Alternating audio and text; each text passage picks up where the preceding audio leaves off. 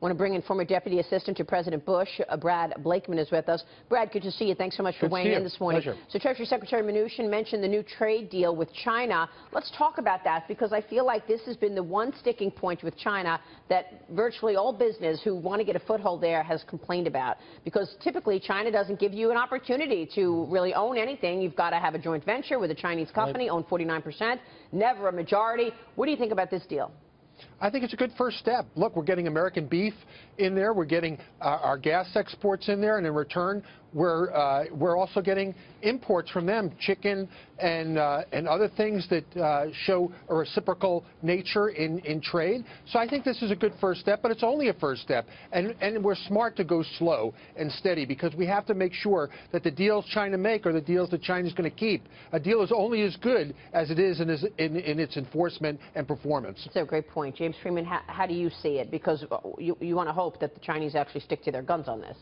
Well, I think stick to their promises. Yeah, we need to remember it is a communist dictatorship still, so you don't want to trust. Obviously, China's got this big summit coming up, and they want kind of a diplomatic coup. But this is outstanding if we end up getting even part of this, where you look at all of the anti-growth parts of the Trump trade agenda.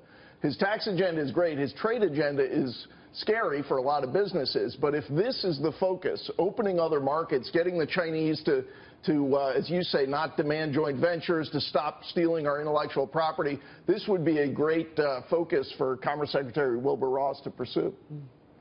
Thoughts?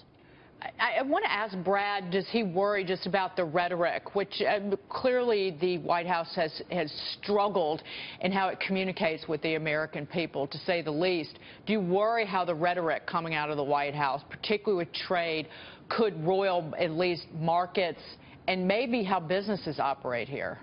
No, I think because we're being truthful with our partners and telling them that it's all about jobs for America. And look, they need to think about their economies as well individually. So we all have to be a little bit selfish, but at the same time we have to be collective in understanding that our decisions made in America affect the global market. But there's nothing wrong with Steve Mnuchin and our new trade representative being candid and honest with our trading partners, and that is the deals that have been made before have not been honored in their performance. They've been honored in the breach, and that's got to stop.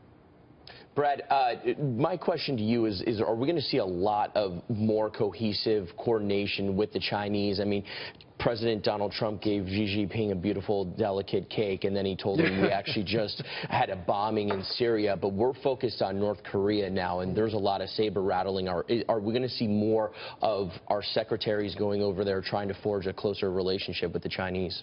I think we have to. We had a hands-off policy with the Chinese, and look what it got us. A military expansion in the South China Sea, the breaches of the agreements that they had with the United States. So it's a carrot-and-a-stick approach with China. And hopefully it's going to be more carrots than sticks. But certainly they have obligations militarily and economically that they have to step up to the plate and be honest with. Yeah. Let me ask you this. President Trump's pick for U.S. Trade Representative seems to be receiving broad bipartisan support. The Senate confirmed Robert Lighthizer for the role yesterday in an 82-14 vote. Lighthizer will play a key role in deciding the future of NAFTA, and he hasn't been scared to criticize the trade agreement in the past. What are your thoughts on the newest member of the administration? I think this is an all-star, and you can look no further than the Senate vote, as you pointed out, overwhelmingly bipartisan. Here's a guy who is also a trade rep under Reagan. He's dedicated his life in the private sector to trade deals. He understands what's a good deal and what's a bad deal, and that's important for America. He's going to lay out what a deal needs to be in its inception and what it needs to be in its enforcement. There's no better guy for our country at this time than the trade rep we have now. What do you think in terms of just getting this confirmed yesterday? I mean, once again, we're watching the president try to put the right positions in place, but he's way understaffed.